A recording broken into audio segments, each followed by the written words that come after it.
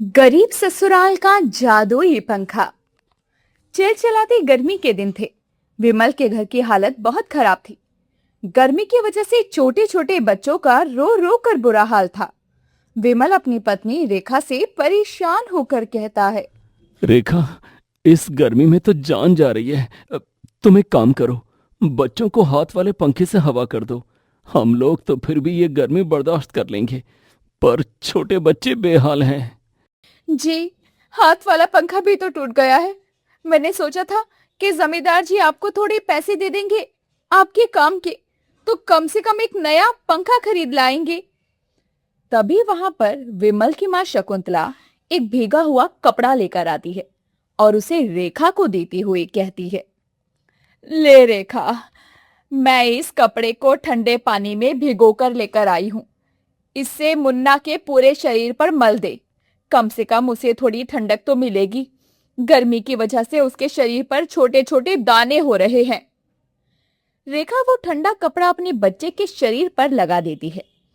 गरीबी में ऐसे ही उनका गुजारा चल रहा था।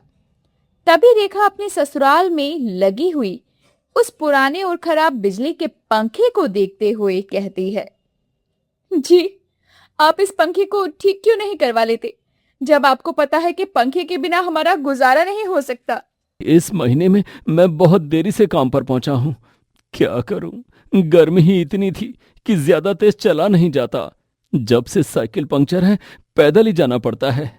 वो बोल रहे थे इस बार तनख्वाह 10 दिन देरी से देंगे, ताकि मैं देरी से आना छोड़ दूं। ना जाने कब हमारी गरीबी दूर होगी और हमारे घर का ये पंखा ठीक होगा। ऐसे ही दिन गुजर रहे थे। एक दिन रेखा की पड़ोसन सुमित्रा उसके पास आई और कहने लगी, अरे बहन, तुझे पता है गांव के अंदर कुछ आदमी आए हैं। वो प्लास्टिक की खाली बोतलें जमा करके देने पर उसके बदले पैसे दे रहे हैं। मैं तो जा रही हूँ। कुछ पैसे आ जाएंगे तो अपनी बेटी मुन्नी के लिए कुछ किताबें ले आऊंगी। मैं तो कहती हूँ तू भी मेरे साथ चल। अगर अच्छी खासी बोतलें जमा कर ली तो तू भी अपने गरीब ससुराल का ये खराब पंखा ठीक करवा लेना। हाँ हाँ, क्यों नहीं, मैं बस अभी आती हूँ। माँ जी को बोल देती हूँ कि बच्चे का ध्यान रखे। मैं भी तुम्हारे साथ चलती हूँ। अब रेखा अपनी सास को बच्चों की देखरेख करने को बोलकर सुमित्रा के साथ चली जाती है।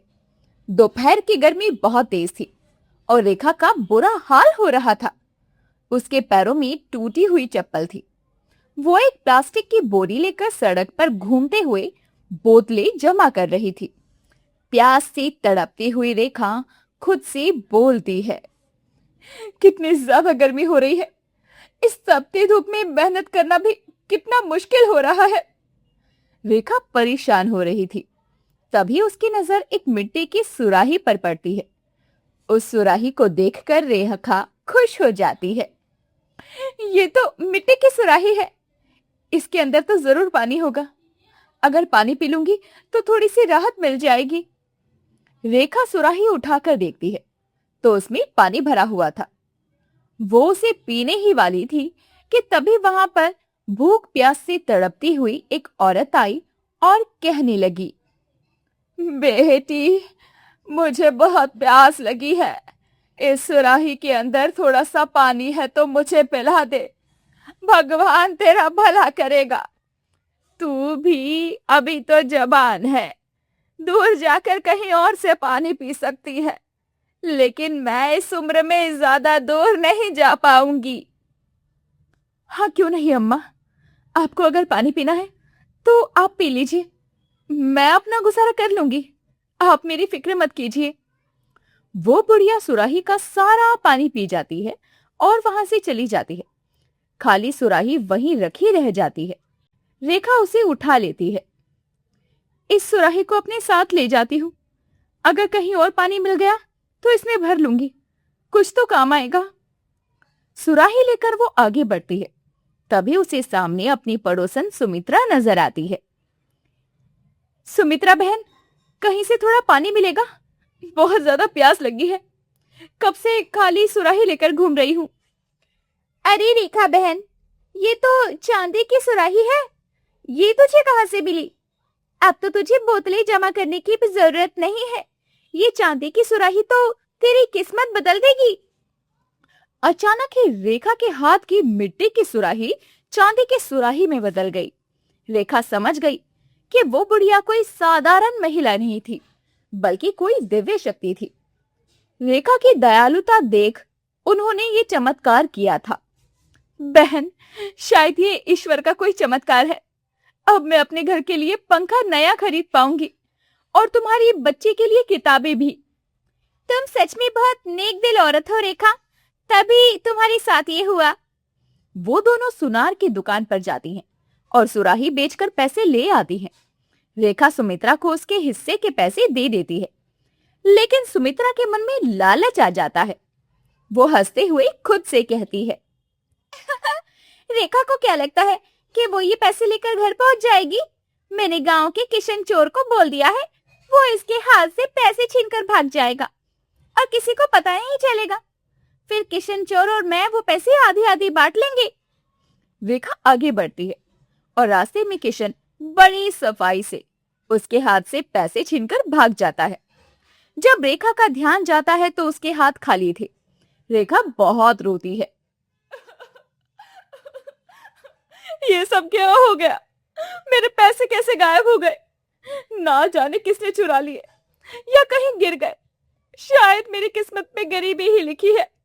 अब मेरे गरीब ससुराल का पंखा कैसे ठीक होगा? उधर किशन और सुमित्रा जैसे ही उन पैसों को आधा आधा बांटने लगते हैं, अचानक वो पैसे कागज के टुकड़ों में बदल जाते हैं। सुमित्रा और किशन हैरान रह जाते हैं, पर वो ये बात किसी को बता भी नहीं सकते थे। वहीं रेखा जब घर आती है तो उसकी सास शकुंतला ने कहा, अच्छा हुआ बेटी तू घर आ गई। देख, मैंने चावल और दाल बनाकर तैयार कर दी है। तू पंखे के नीचे थोड़ा आराम कर ले। पंखे का नाम सुनकर रेखा हैरान रह जाती है। घर के अंदर जाकर देखती है तो वो खराब पंखा बहुत जोर से चल रहा था और ठंडी हवा दे रहा था।